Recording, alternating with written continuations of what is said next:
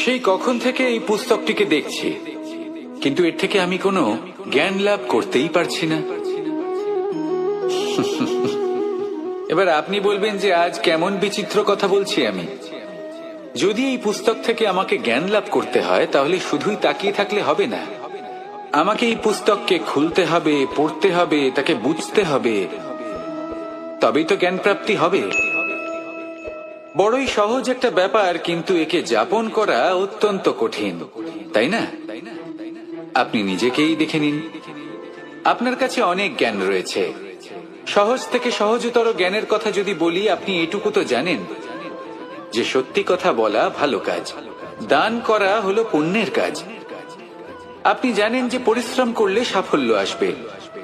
এই জ্ঞান তো আমাদের কাছে রয়েছে, এমন অনেক জ্ঞান আমাদের কাছে রয়েছে, কিন্তু আলস্যের কারণে, অবহেলা করে আমরা শুধু এই জ্ঞান প্রয়োগ করতে পারি না, এই জ্ঞান যাপন করতে পারি না, একে আচরণে প্রয়োগ করতে পারি না, সেই জন্য দুঃখী হয়ে যাই।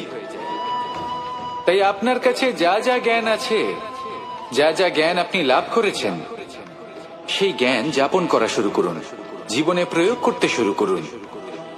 এই মন প্রত্যেকটি মুহূর্তে প্রসন্ন থাকবে, আর লক্ষ্যপ্রাপ্ত করে এই মন বলবে, রাধা রাধা। আমি এইভাবে প্রত্যেক দিন নিজের সাথে কিছুটা সময় অতিবাহিত করি, সুচিন্তা করি, কারণ আমি এটা মনে করি যে আমার প্রতিদ্বন্দ্বী অন্য কেউ নয়, বরং আমি নিজেই। আর আমি চেষ্টা করি যে আমি যেন নিজেকে নিজের থেকে বেশি শ্রেষ্ঠ করে তুলতে পারি। তাই প্রতিদিন আমি আকলন করি নিজের কর্মের, যে কাল আমি কি উচিত করেছি, কি অনুচিত করেছি, যে ভুল আমি করেছি তা আজকে কি করে শুধরে নিতে পারি। যে শ্রেষ্ঠ কর্ম আমি কাল করেছি, আজও সেই শ্রেষ্ঠ কর্ম আমাকে করতে হবে। শুধু এই প্রক্রিয়াতেই আমি নিজেকে শ্রেষ্ঠ ব্যক্তি, শ্রেষ্ঠ রাজা, একজন শ্রেষ্ঠ পিতা, পুত্র করে তুলি। এইভাবেই আমি একজন শ্রেষ্ঠ মানুষ হয়ে উঠি।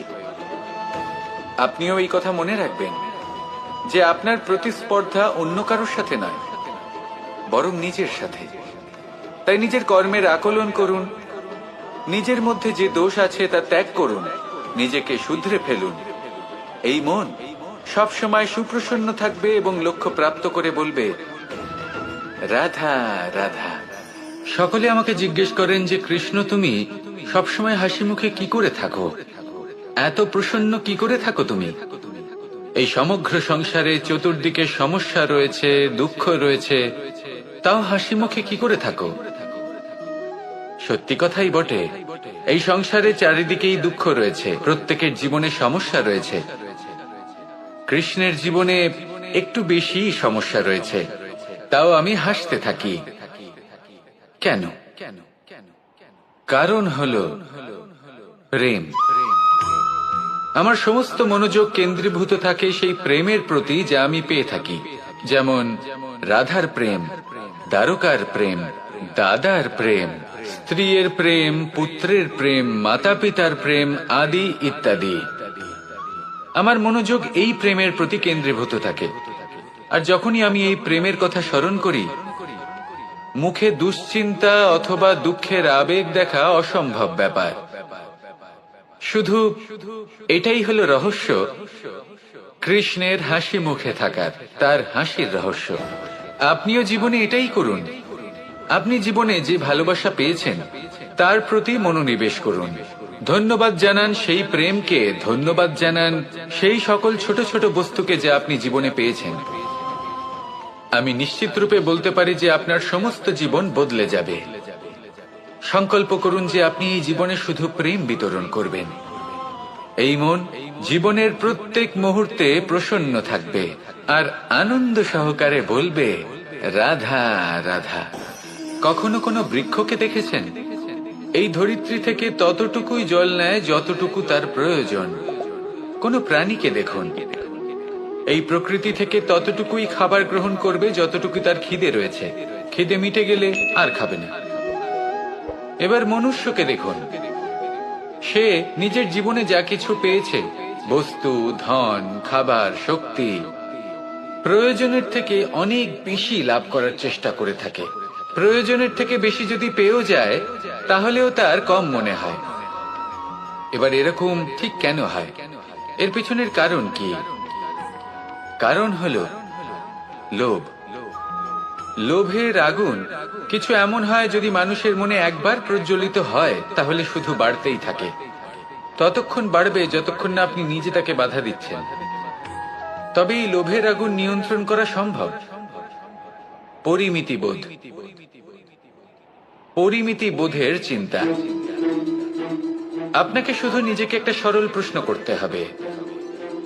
যখনই মনের মধ্যে কোনো বস্তুর প্রতি, শক্তির প্রতি, ধনের প্রতি, ভোজনের প্রতি লোভ বেড়ে যায়, নিজেকে প্রশ্ন করুন, এটা কি আমার কাছে ততটাই প্রয়োজনীয় যতটা একটা বৃক্ষের কাছে জল, যতটা একটা প্রাণীর কাছে ভোজন?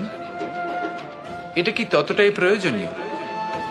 যদি উত্তর না হয় তাহলে নিজেকে সেখানেই বাধা দিন, সেই ভাবনা সেখানেই ত্যাগ করুন, কারণ সেটাই হলো লোভ। ঠিক এইভাবেই প্রয়োজনীয়তার চিন্তা করে আস্তে আস্তে এই মন নির্লোভ হয়ে উঠবে, আর এই মন প্রসন্ন হয়ে বলবে, রাধা রাধা।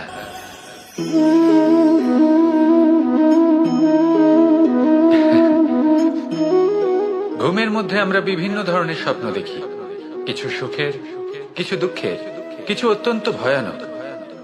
কিন্তু সত্যি কথা বলতে এর উপর আমাদের কোনো নিয়ন্ত্রণ নেই। কিন্তু আমি এমনও কিছু ব্যক্তিকে দেখেছি যারা খোলা চোখে স্বপ্ন দেখেন এবং তা যাপন করেন। নিজেদের একটা আলাদা স্বপ্নের নগরী আছে ওনাদের, সেখানেই জীবন যাপন করেন। আসল বাস্তবটা কি তাতে ওনাদের কিছুই যায় আসে না। এমন কিছু মানুষ আছেন যাদের কাছে বিন্দুমাত্র জ্ঞান নেই, সে না হয় ঠিক আছে, কিন্তু জ্ঞান এমন ভাবে প্রদান করবেন যে মনে হবে সংসারের সমস্ত জ্ঞান তাদের কাছেই রয়েছে। এমন কিছু মানুষ আছেন যারা ভালোবাসতে জানেন না, আর তাও আমি মেনে নিলাম, কিন্তু কথা এমন ভাবে বলবেন তাতে মনে হবে যেন প্রেমের বিষয়ে সবকিছু শুধুমাত্র ইনিই জানেন। এবার আমি এমন কথা অবশ্যই বলছি না যে আপনি এরকম করেন, কিন্তু যদি কোনো ব্যক্তি এরকম করেন তাহলে তার এটা মাথায় রাখা উচিত যে সেই ব্যক্তি অন্য কারোর সাথে নয়, নিজের সাথে অনুচিত করছেন। কারণ এমন কাজ করে উনি নিজের দোষ, নিজের অপগুণ সংসারের কাছে নয়, নিজের কাছে লুকোচ্ছেন। আপনি যদি নিজেকে বুঝতে না পারেন, সম্পূর্ণরূপে নিজেকে আকলন না করেন, নিজের অপগুণ, নিজের দোষ পূর্ণরূপে না বুঝতে পারেন, তাহলে এটা কি করে বুঝবেন যে নিজেকে কিভাবে শুধরে নিতে হবে? আপনাকে নিজের সত্য স্বীকার করতেই হবে, তারপরেই আপনি নিজেকে পরিবর্তন করতে পারবেন। তাহলে স্বপ্নে নয় বাস্তবে বাঁচুন, আনন্দে বাঁচুন, আর আমার সাথে ভালোবেসে বলুন, রাধা রাধা। মানুষের জীবন দেখলে এতে সংকটও আসবে, বিপদও আসবে, অনেক সমস্যাও আসবে। কখনো কখনো এমন সময় আসবে যখন আমাদের আপনজনের থেকে সাহায্য চাইতে হয়। আমরা সাহায্য চাই আর তারা সাহায্য করেও দেন, আমাদের সংকট থেকে মুক্তও করে দেন। কিন্তু যখন এই সময় বদলে যায়, যখন সুখের সময় আমাদের জীবনে আসে, তখন আমাদের মনে একটা অহংবোধ জেগে ওঠে। মনে হয় উপকার আবার কি, সেই ব্যক্তি সাহায্য করেছিলেন তাতে কি, উনি তো নিজের কর্তব্য পালন করছিলেন।